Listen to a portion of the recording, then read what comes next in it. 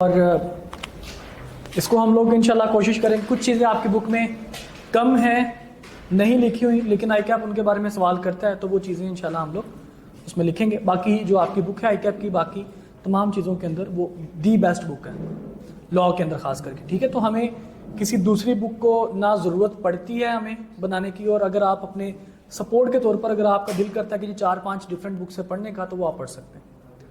Okay, आपके study text के अंदर ही जो एग्जाम्पल्स हैं, जो प्रैक्टिस क्वेश्चंस के नाम से आपको नजर आएंगे बुक के अंदर, वो सारे के सारे चीज़ें आपके वो आई कैप के पास्ट पेपर्स हैं, ठीक है। तो पास्ट पेपर्स और सोल्यूशन आपके पास मौजूद होगा हर टॉपिक वाइज।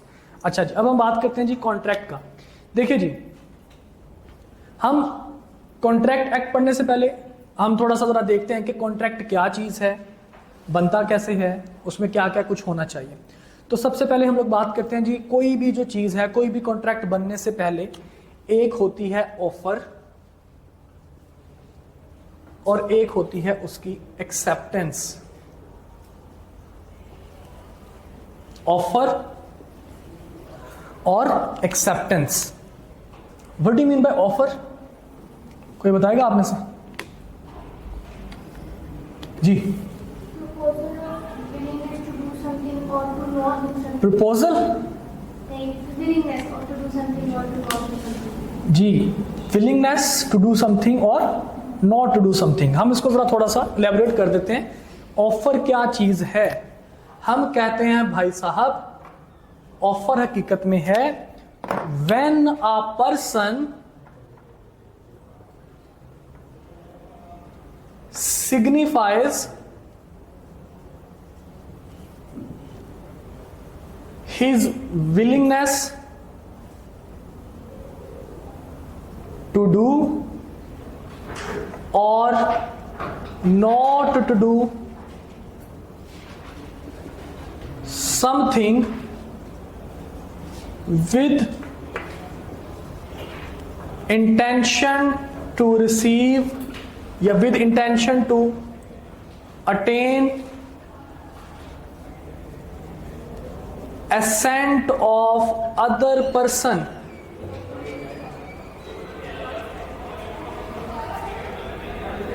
on it। अब ये इतनी लंबी जोड़ी मैंने अंग्रेजी लिख दी।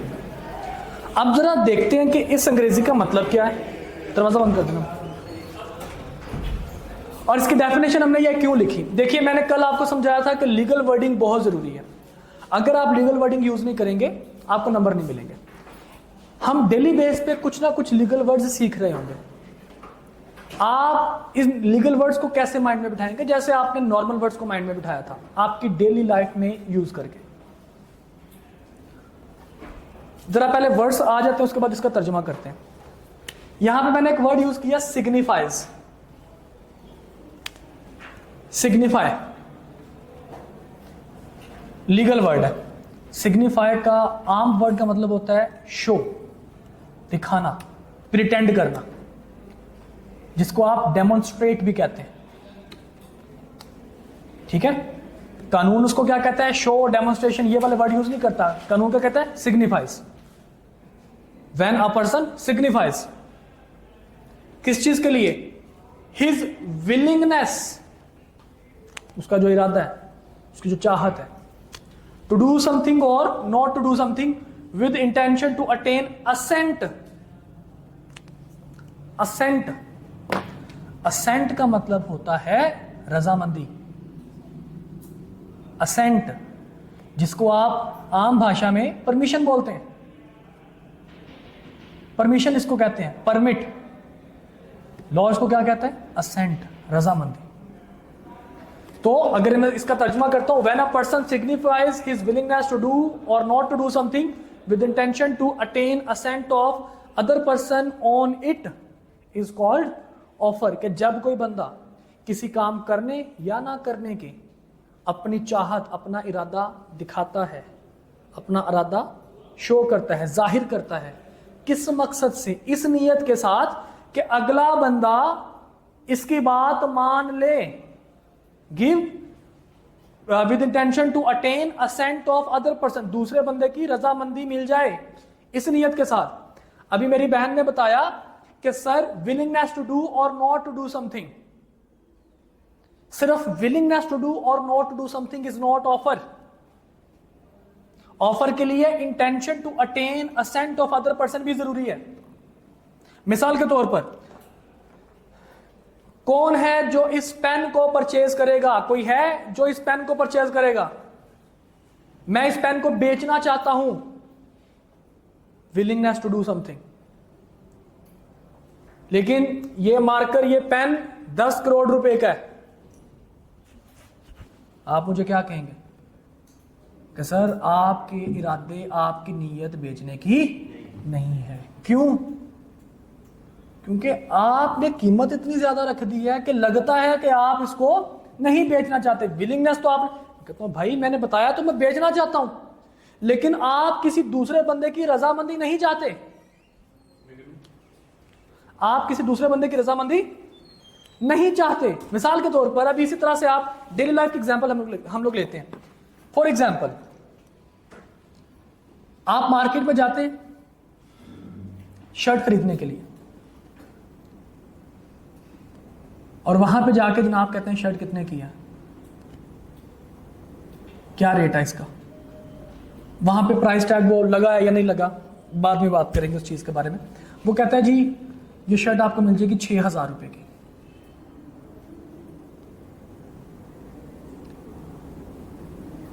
हम कहते हैं कि जनाब इसके 600 रुपए लेने हैं। अगला बंदा क्या कहता है आपको? तो भाई सब छोड़ दें, आपने नहीं खरीदनी। आप उसको ऑफर कर रहे हैं कि क्या करनी है, 600 रुपए ले लो मेरे से, शर्ट भेज दो, I am willing to purchase this shirt. अगला बंदा क्या कह रहा है? भाई साहब छोड़ दें, आपने इसको नहीं खरीदना। मतलब आपकी ऑफर नहीं है। क्यों? क्योंकि आप विलिंग हैं कुछ काम करने के लिए, लेकिन आपकी इंटेंशन अगले बंदे की असेंट हासिल करना नहीं है। तो ऑफर के लिए दोनों काम होने जरूरी हैं, willingness to do something with intention to attain assent of other person. Got it? समझ आई कहानी की? समझ आ गई बेटा बात की? अच्छा जी, अब जनाब ये तो हो गई offer. What do you mean bye acceptance? Acceptance यहां पे लिख देते हैं, हमारा व्हाइट बोर्ड छोटा कर दिया गया है। चले, एक्सेप्टेंस क्या चीज है या एक्सेप्टेंस क्या होने चाहिए? हाँ जी भाई, what do you mean bye acceptance? क्या होनी चाहिए एक्सेप्टेंस? ऑफर को क्या कर लेना? एक्सेप्ट। ऑफर को एक्सेप्ट कैसे करेंगे कानून की लैंग्वेज में? When a person to whom an offer is made, जिस बंदे को ऑफर करवाई जाए वो बंदा क्या करे? हमने कहा था किस नियत के साथ कि वो बंदा असेंट दे दे। इस नियत के साथ अगर वो बंदा असेंट दे दे तो हम क्या कहेंगे? एक्सेप्टेंस हो गई। तो यहां पे हम क्या लिख सकते हैं? When a person to whom an offer is made gives his assent to that offer is called acceptance. इतना लंबा चौड़ा कानून ने हमें डेफिनेशन बता दी। बेटा क्या नाम है आपका? हुनैना। बेटा ये मार्कर है, मैं 10 रुपए का बेचना चाहता हूँ, खरीदोगे? ये लो, लाओ 10 रुपए दो। हाँ हाँ दो।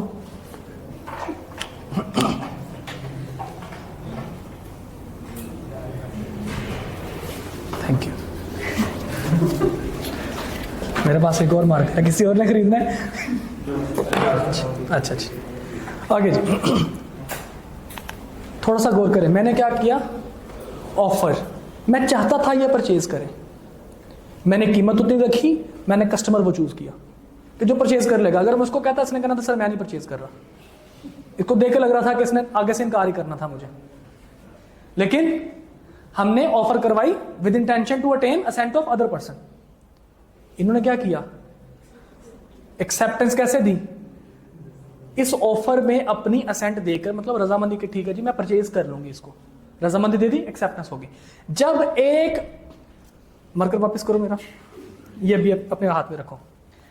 जब मैंने ऑफर करवाई, इन्होंने एक्सेप्ट कर ली, इस सिचुएशन में हम कहते हैं कि जनाब ऑफर जब एक्सेप्ट हो जाती है तो ये आपके पास बन जाता है प्रॉमिस। ये आपके पास क्या बन जाता है? प्रॉमिस बन जाता है। क्या बन जाता है? ये प्रॉमिस। तो जब मैंने इनको ऑफर करवाई, इन्होंने एक्सेप्ट कर ली, तो हम दोनों के दरमियान क्या बन गया? प्रॉमिस बन गया। प्रॉमिस क्या है जनाब? मैं इनको मार्कर दूंगा और ये मुझे 10 रुपए देंगी। ये हो गया प्रॉमिस। अब इस प्रॉमिस में, अब मैं इस प्रॉमिस के तहत इनको क्या प्रोवाइड कर रहा हूं? मार्कर। ये ले, ये मुझे क्या प्रोवाइड कर रही है? 10 रुपए। इस मैंने जो चीज दी उसके बदले में मुझे भी कुछ मिल गया, इन्होंने जो पैसे दिए उसके बदले में इनको भी कोई चीज मिल गई। जो चीज आपको रिसीव होती है दैट इज कॉल्ड कंसीडरेशन। उसको हम लोग क्या कहते हैं? कंसीडरेशन कहते हैं। मैं ये वापस नहीं कर रहा, बस बिक गया। अब हम कहते हैं जनाब, जब किसी प्रॉमिस में लॉफुल कंसीडरेशन आ जाए, प्रॉमिस प्लस लॉफुल कंसीडरेशन, तो यह बन जाता है एग्रीमेंट।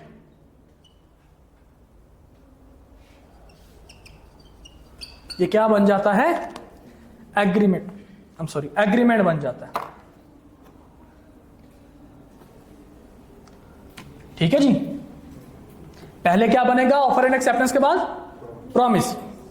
प्रॉमिस के बाद क्या बनेगा? लॉफुल कंसीडरेशन के बाद एग्रीमेंट। अब यहां पे थोड़ा सा गौर करें, मैंने लिखा है लॉफुल कंसीडरेशन। लो पुत्र वापस कर दो। मैंने क्या लिखा है? Lawful consideration. मतलब कोई अनलॉफुल कंसीडरेशन भी हो सकती है। अनलॉफुल कंसीडरेशन एग्रीमेंट कभी भी नहीं बनाएगी। लॉफुल कंसीडरेशन, मिसाल के तौर पर, क्या नाम है भाई का? जिशान। मैं कहता हूं जिशान भाई, मैं आपको 10 लाख रुपए दूंगा। भाईजान, मैं आपको 10 लाख रुपए दूंगा। भाई का नाम क्या है? मोहित। मोहित को 10 चपेड़े मारना है। हिम्मत है? 10 लाख रुपए? हाँ मान लो 5-5 लाख आता था, कर लेना। किसी को हिट करना, किसी को नुकसान पहुंचाना, किसी की प्रॉपर्टी को नुकसान पहुंचाना, किसी को जिस्मानी माली तौर पर किसी को नुकसान पहुंचाना इलीगल है। जिस चीज से कानून ने मना किया वो काम करना अनलॉफुल है। भाई साहब को तो मिल जाएंगे 10 लाख रुपए, मुझे क्या मिलेगी? सेटिस्फैक्शन किस चीज की? कि भाई को चपेड़ियां पड़ गई हैं, तो मेरी सेटिस्फैक्शन अनलॉफुल है। फाइन, 10 लाख मैंने दे रहा। अनलॉफुल कंसीडरेशन मेरे लिए क्या है? कि वो भाई साहब किसी को नुकसान पहुंचाएंगे, वो मेरे लिए कंसीडरेशन है। मेरी कंसीडरेशन अनलॉफुल है।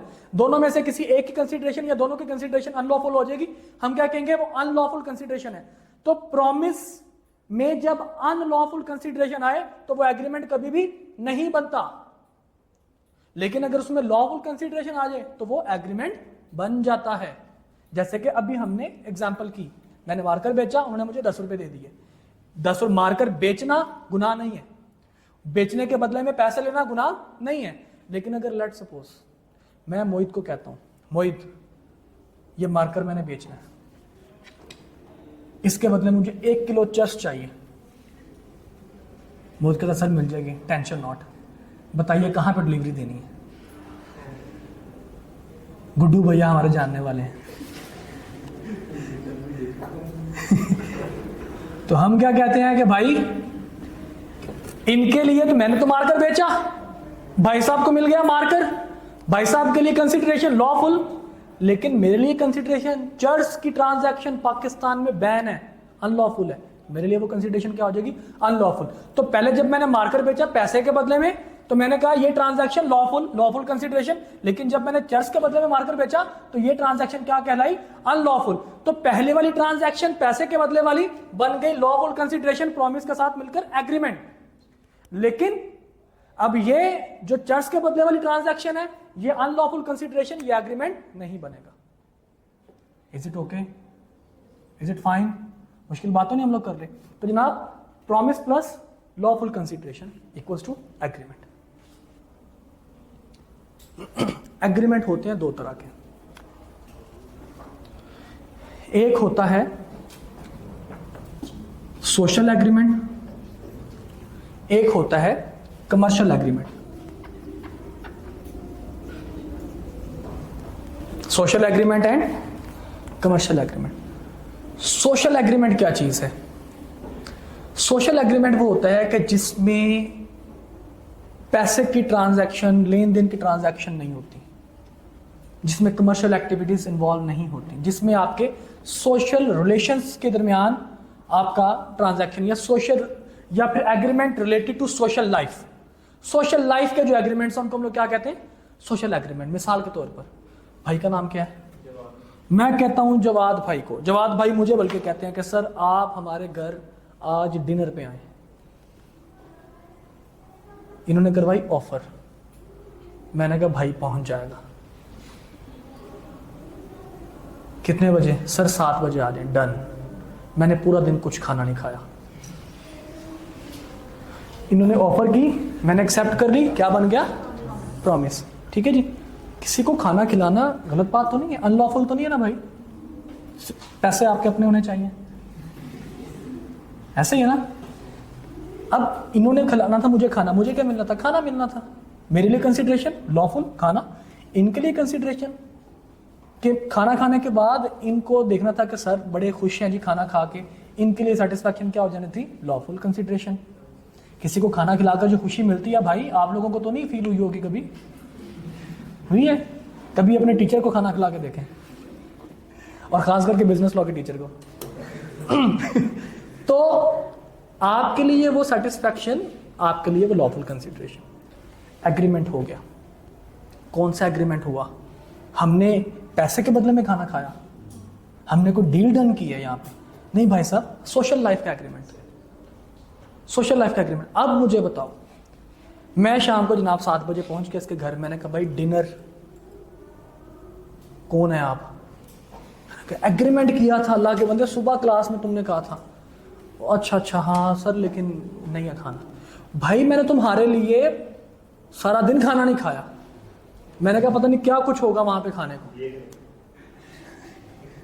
तो आपने जो है वो खाना नहीं बनाया। मैं आपके खिलाफ, आपने एग्रीमेंट किया था, मैं आपके खिलाफ कोर्ट में जाऊंगा। एग्रीमेंट को आपने ब्रीच किया, मैं कोर्ट में जाऊंगा। मैं पहुंच गया अदालत, मैंने कहा जज साहब, जज साहब भाई ने ब्रीच ऑफ एग्रीमेंट किया है, एग्रीमेंट तोड़ा है भाई ने। जज साहब कहते हैं हाँ भाई, इतने बड़े हो गए हो कि एग्रीमेंट तोड़ना शुरू कर दिया तुमने? जज साहब कहता कौन सा एग्रीमेंट था? मैंने कहा सर इसने कहा था खाना खिलाऊंगा, खाना नहीं खिलाया। जज साहब मुझे कहें तुम क्या करते हो? मैं कहूँगा मैं बिजनेस लॉ का टीचर हूँ। कहेगा चिपेड़े मारो इसको। इसको ये नहीं पता कि सोशल एग्रीमेंट्स को कोर्ट में नहीं लेके आ सकते। सोशल एग्रीमेंट वो आपकी सोशल लाइफ के साथ कनेक्टेड होते हैं, समझे बात को? इसलिए कोर्ट उसमें इन्वॉल्वमेंट शो नहीं करती। तो इसलिए भाई साहब आप किसी को डिनर की ऑफर करके मुकर सकते हैं, कोर्ट नहीं जाएगा अगला बंदा। ओके, तो सोशल एग्रीमेंट वो एग्रीमेंट होते हैं जो कि आपके सोशल लाइफ के एग्रीमेंट्स हैं, और ये नॉर्मली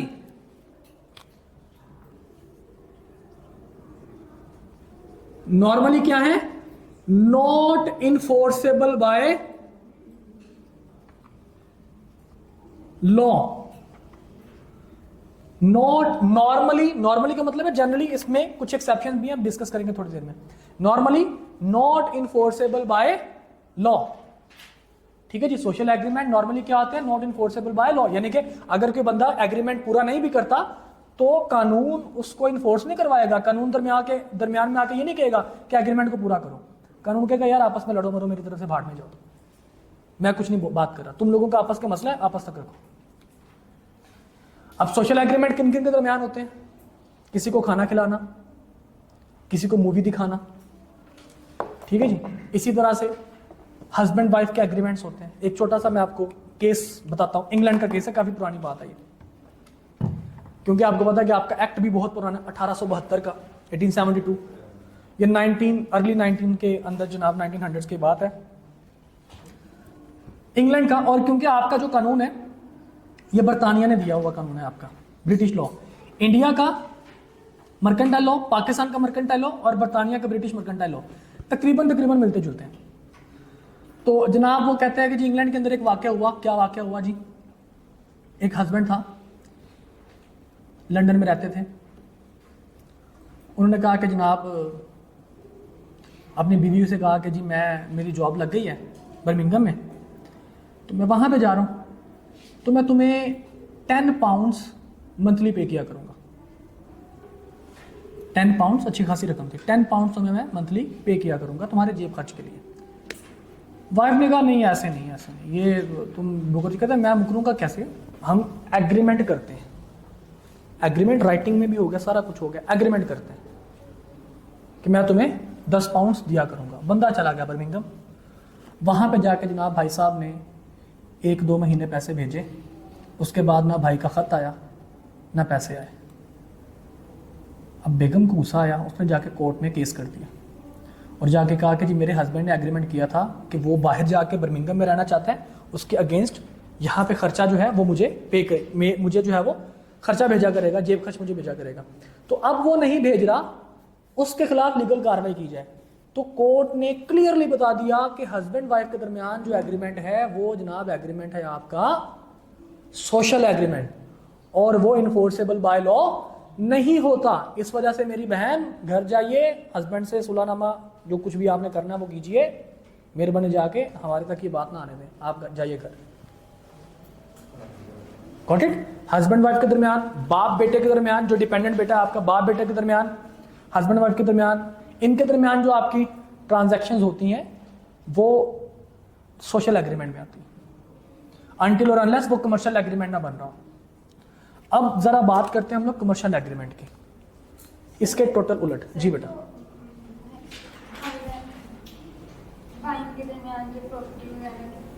वो एग्रीमेंट नहीं होते बेटा, प्रॉपर्टी ट्रांसफर करने की बात कर रहे हो ना, वो भाई आपस में जायदाद बांट लेते हैं, वही बात कर रहे हो ना, ऐसे ना, दैट इज नॉट एग्रीमेंट।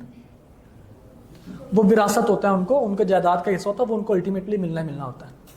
अगर भाई आपस में बिजनेस कर रहे हैं, एक भाई का बिजनेस है प्लॉट बेचने का, दूसरा भाई उस प्लॉट को परचेज करना चाहता है, आपस में बिजनेस कर रहे हैं 2 भाई, तो फिर वो कमर्शियल एग्रीमेंट बनेगा कि जिसमें लेन देन हो रहा है, जिसमें चीजों के बदले में चीजें दी जा रही हैं।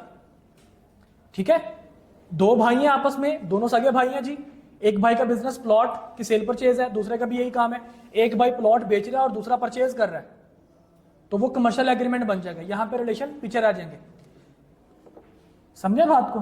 लेकिन अगर एक भाई गिफ्ट दे रहा है दूसरे भाई को कि तुम मेरे छोटे भाई हो, तुम मुझे बड़े प्यारे हो, ये लो, ये प्लॉट मेरी तरफ से ले लो, ये गिफ्ट है, ये कौन सा एग्रीमेंट बनेगा?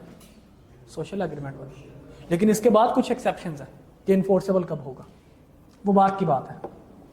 ओके, तो कमर्शियल एग्रीमेंट की तरफ हम लोग मूव ऑन करते हैं। ना, कमर्शियल एग्रीमेंट हम कहते हैं ऐसे एग्रीमेंट जिसमें मॉनिटरी ट्रांजैक्शन होती हैं, जिसमें क्या होता है? मॉनिटरी ट्रांजैक्शन, पैसे का लेन देन होता है भाई। जो भी हमने किया, मैंने कहा जनाब 10 रुपए का मार्कर, उन्होंने कहा जी ठीक है सर, मार्कर ले लिया, 10 रुपए मुझे दे दिया, दिस इज कमर्शियल एग्रीमेंट। ये क्या है? कमर्शियल एग्रीमेंट, जहां पे मॉनिटरी ट्रांजैक्शन इन्वॉल्व होती है, उसको हम लोग क्या कहते हैं? Commercial agreement. अब commercial agreement normally enforceable by law होते हैं भाई साहब। Commercial agreements are normally enforceable by law. Normally का वर्ड इस वजह से यूज कर रहा हूं, देयर आर एक्सेप्शंस। कुछ ऐसे कमर्शियल एग्रीमेंट्स भी हैं जो इन्फोर्सेबल बाय लॉ नहीं है, और कुछ ऐसे सोशल एग्रीमेंट्स हैं जो इन्फोर्सेबल बाय लॉ है। Got it? समझ आ गई बात की? तो offer plus acceptance equals to promise, promise plus lawful consideration equals to agreement. और अब हम कहते हैं, इसको मिटा दूं नीचे ये वाला, और अब हम कहते हैं कि जनाब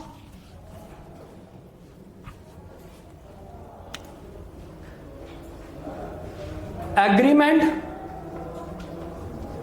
प्लस इन्फोर्सेबिलिटी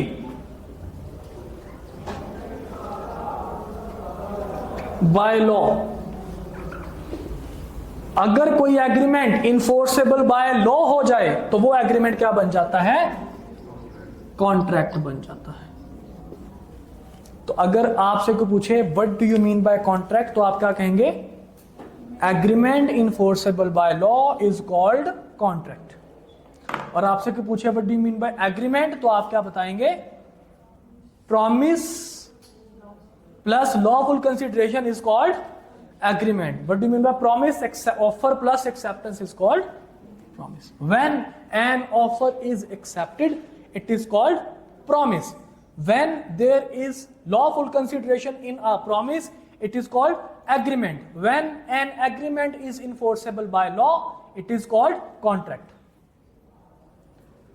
हाँ जी भाई साहब, मुश्किल बात तो नहीं की हमने कोई? All okay, all clear. अब हम आते हैं जरा एक छोटे से टेक्निकल पॉइंट की तरफ। हमने कहा था social agreements are normally not enforceable by law. एक ऐसा सोशल एग्रीमेंट है जो कि इन्फोर्सेबल बाय लॉ होता है। इसको मिटा दो ना सबको।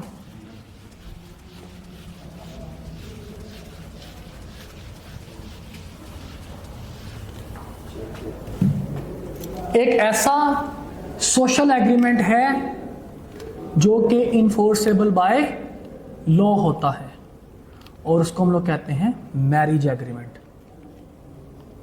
शादी करने का एग्रीमेंट। निकाह नामा पे साइन करते हैं ना, देखा होगा आपने, महसूस तो कभी नहीं किया होगा, देखा जरूर होगा। वो निकाह नामा क्या है भाई? निकाह नामा कॉन्ट्रैक्ट है, एग्रीमेंट है, जिसपे डेलिबरेटली खुशी खुशी से आप साइन कर रहे होते हैं। तो आप अगर मैरिज एग्रीमेंट की बात करें,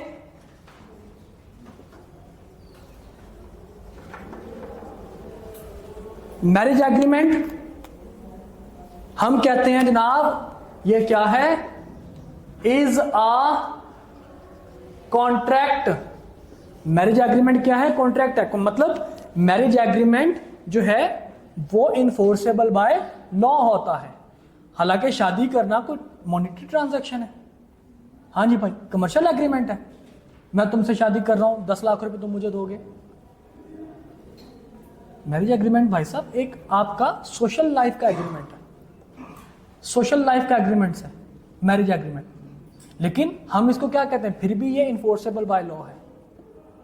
लेकिन ये कब इन्फोर्सेबल बाय लॉ है? कहते हैं ना marriage agreement is enforceable by law या is a contract if condition, दो कंडीशन है। इफ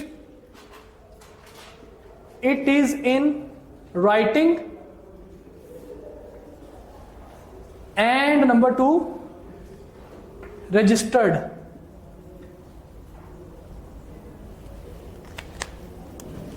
ये राइटिंग में भी हो और रजिस्टर्ड भी हो, तब आपके पास जो एग्रीमेंट होगा मैरिज एग्रीमेंट, वो आपके पास क्या होगा? कॉन्ट्रैक्ट होगा और वो इन्फोर्सेबल बाय लॉ होगा। एक दो एग्जांपल्स देखते हैं इसके। मिसाल के तौर पर दो बंदे हैं जी, नाम मैं भी किसी का ले लूं फिर दिल आजारी हो किसी की। ए और बी,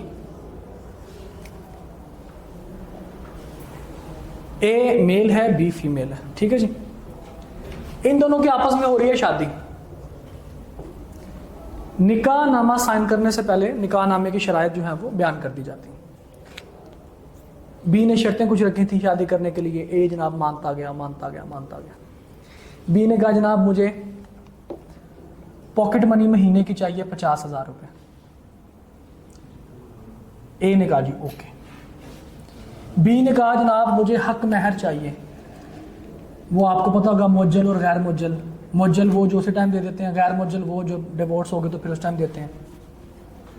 बी ने कहा जी मुझे हक महर चाहिए 20 लाख रुपए। उसने कहा जी दे दिया। उसके बाद उसने कहा जनाब एक और शर्त मैंने लिखवानी है, क्या कि जी तुम हर महीने मुझे शॉपिंग पे लेके जाया करोगे। लिख दिया, एग्रीमेंट दोनों ने साइन कर दिया, रजिस्टर्ड भी था, राइटिंग में भी था, हो गया जी।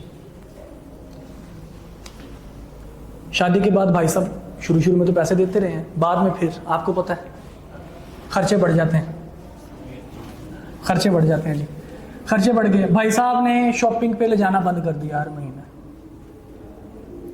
बीवी जनाब लड़ पड़ी, उसने कहा जाओ मैं लेके नहीं जाता तुम्हें, और ना ही तुम्हें आइंदा के बाद मैं पॉकेट मनी दूंगा।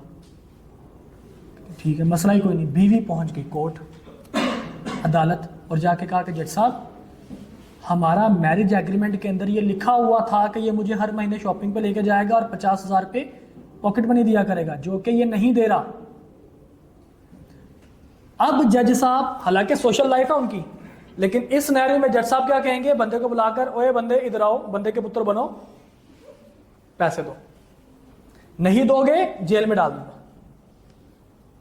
वो फिर उस बंदे को क्या करने पड़ेंगे, पैसे देने पड़ेंगे। नहीं कि कानून इन्फोर्स करवाएगा उस एग्रीमेंट को।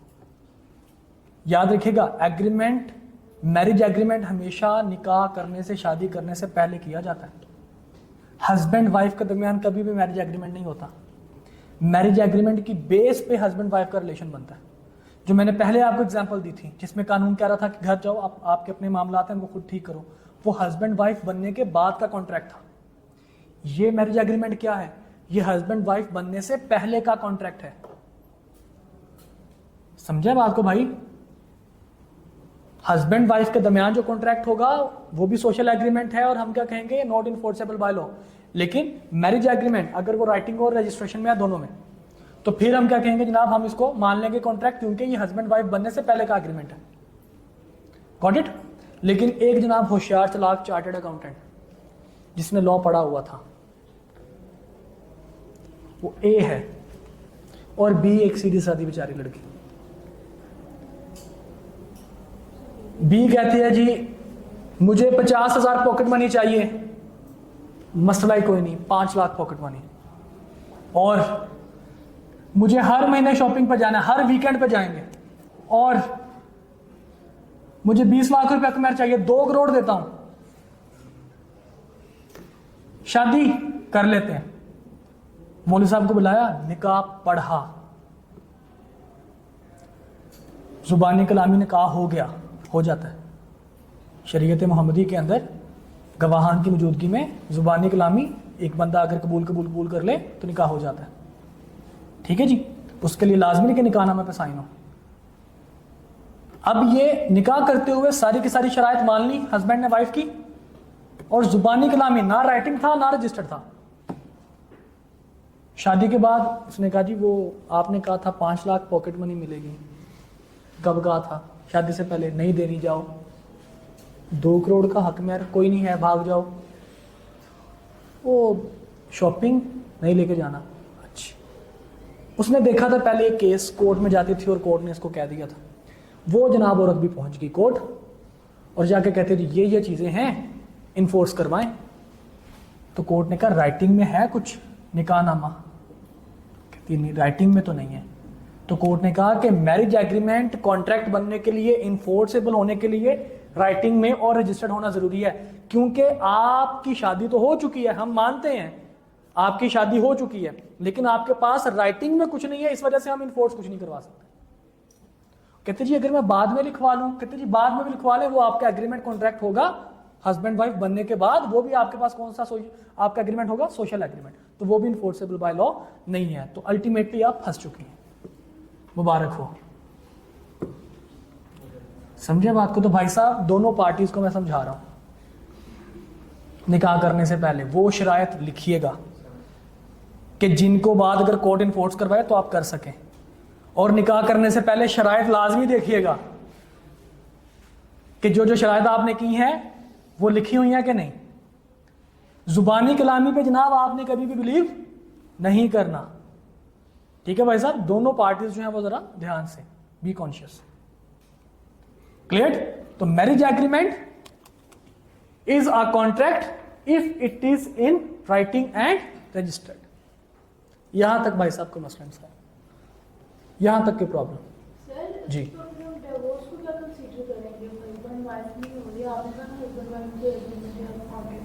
जी वो डाइवोर्स जो है वो तो हमारी शरीयत में, इस्लामिक शरीयत में हमारे पास आ जाता है ना। डाइवोर्स का मतलब है कि आप एग्रीमेंट करें, आप एक दूसरे से दूर रह रहे हैं, ठीक है। उसके बदले में भी आप लिविंग अपार्ट का हम इसको नाम देते हैं, उसके बदले में भी आप जो है अगर कॉन्ट्रैक्ट एग्रीमेंट करते हैं जो कि मैरिज एग्रीमेंट के टाइम पे आपने डिसाइड किया होगा। देखें जो गैर मुअज्जल हक महर होता है उसमें उसका मतलब ये होता है कि जब अल्लाह ना करे कल कला को आप आपस में नहीं मिलकर बैठते, तो अगर हस्बैंड वाइफ को डाइवोर्स देता है तो उसके बदले में उसको इतनी पेमेंट करेगा। ये मैरिज एग्रीमेंट में पहले से लिखा होता है, और अगर नहीं लिखा हुआ तो डाइवोर्स होने के बाद हस्बैंड वाइफ को कुछ भी पे करने के लिए लायबल नहीं है। Got it? हाँ जी भाई, एनी अदर क्वेश्चन? जिस पे मर्जी हो जाए, मैं कहना वा कि जनाब तुसी जमीन ते लिख लिख के पागल हो जाए, स्टैंप पेपर छाड़ दो, तुसी जज साहब के सामने जज साहब को साइन करवा लो सोशल एग्रीमेंट हस्बैंड वाइफ के दरमियान।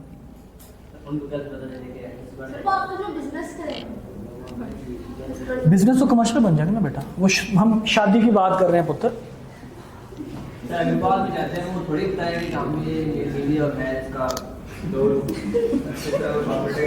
भाई फिर ज्यादा खतरनाक मामला है कि आप किसी को हमें पॉकेट मनी दे रहे हैं। क्या करते हैं? क्या करते हैं एग्रीमेंट? शादी के बाद क्या एग्रीमेंट करते हैं? किस चीज का एग्रीमेंट? कमर्शियल एग्रीमेंट करते हैं या सोशल? अगर शादी के बाद करते हैं, नहीं, शादी निकाह होने के बाद अगर आप उसको करें तो वो एक्सेप्टेबल नहीं होगा, क्योंकि आप हस्बैंड वाइफ बन चुके हैं। अगर देने हैं तो भाई एग्रीमेंट की क्या जरूरत है, वैसे पे कर दो। Got it? हस्बैंड वाइफ बनने के बाद जो भी आपका कॉन्ट्रैक्ट होगा वो सोशल एग्रीमेंट में आएगा।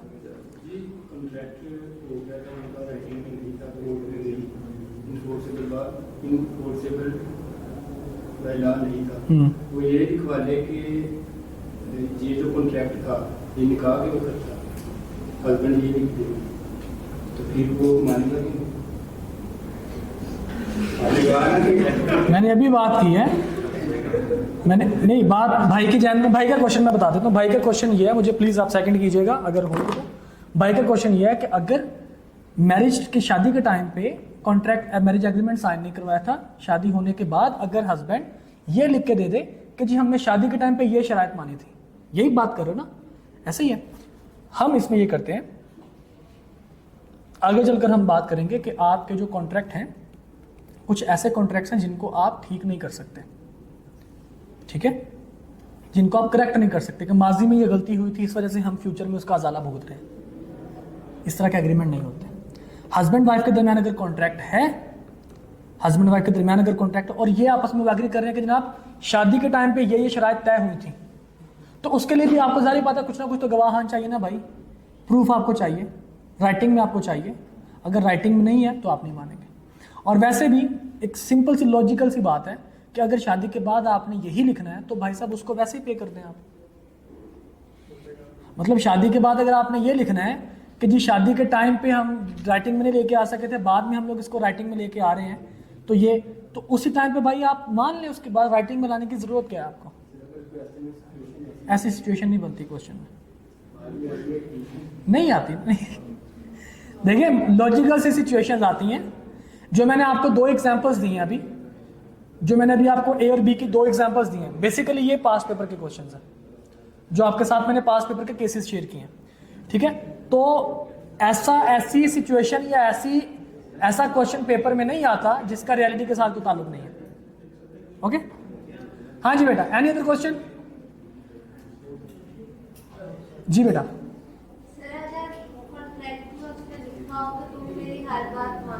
और बाद में बीवी हस्बैंड से मुझे चर्च ला के दो, तो वो कोर्ट वाले में फिर जा सकेगा और तो। अच्छा, जब कॉन्ट्रैक्ट हम इंशाल्लाह डिटेल में पढ़ेंगे, इसके कुछ असेंशियल्स हैं, ठीक है, असेंशियल्स हैं, सुन ले भाई, सुनो असेंशियल्स हैं। असेंशियल्स के लिए ज़रूरी होता है, वो हम 10 असेंशियल्स इंशाल्लाह कल की क्लास में हम डिस्कस करेंगे। उसमें एक असेंशियल है पॉसिबिलिटी, एक है लॉफुल ऑब्जेक्टिव। अगर बीवी का ऑब्जेक्टिव ही शादी करना ये है कि बाद में चर्च पीनी है मैंने, तो वो अनलॉफुल ऑब्जेक्टिव बनेगा, ठीक है।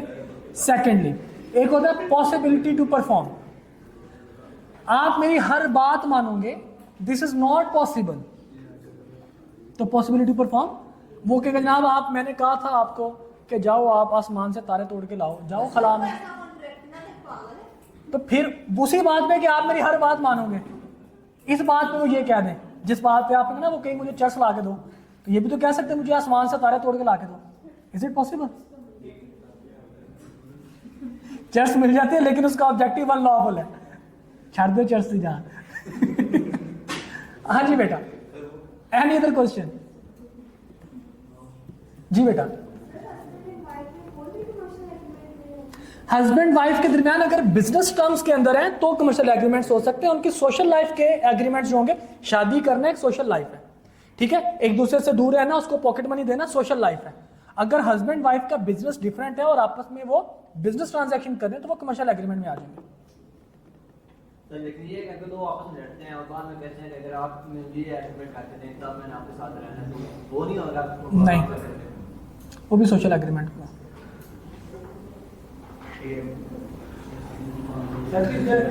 जो जो बीवियों को मारते हैं वो उसका भी पूरा नहीं, वो तो क्राइम है ना बेटा। वो अब एग्रीमेंट कर रहे हैं तो मैं 2 चपेड़े मारा करूंगा डेली बेस पे, तुम्हें पॉकेट मनी मिलेगी जरूर लेकिन 2-4 थप्पड़ मेरे से खा लिया करना भाई, एग्रीमेंट में नहीं आता है, वो क्राइम है। मौलाली का फरमान है, सुन ले भाई, एक्सक्यूज मी, मौलाली का फरमान है, मर्द तब तक मर्द है जब उसकी औरत उसके हाथ से महफूज है। तो प्लीज, मजाक की बात हो रही है बट ऑन सीरियस नोट,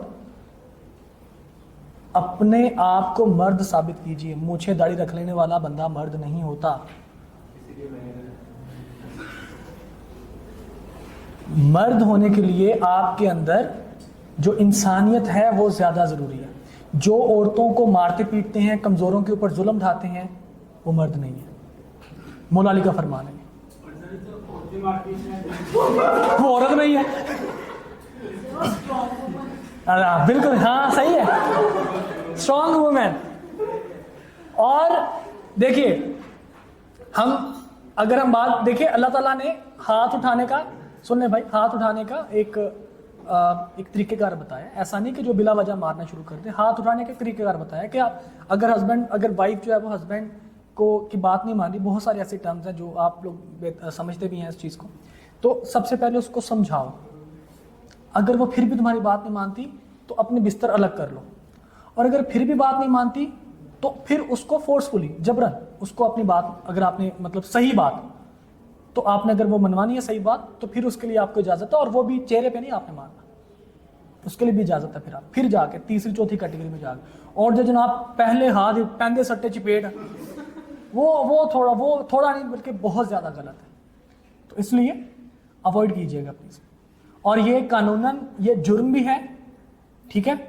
और आई थिंक इसका नंबर है 139-139 या 1039, कुछ इस तरह का नंबर है। अगर कोई बंदा हस्बैंड जो है वाइफ को मार रहा हो तो आप इस पे कॉल करें, वो जनाब आके पकड़ के ले जाएंगे उनको। और अच्छा खासा केस है, जब तक वाइफ माफ नहीं करेगी तब तक वो बाहर नहीं आ सकता, ठीक है जी। इसी तरह औरत के लिए भी, अगर औरत बंदे को मार रही है तो बेहतर है उस औरत को छोड़ दो, इज्जत बचा लो अपनी, ठीक है जी। चलें, इसका हल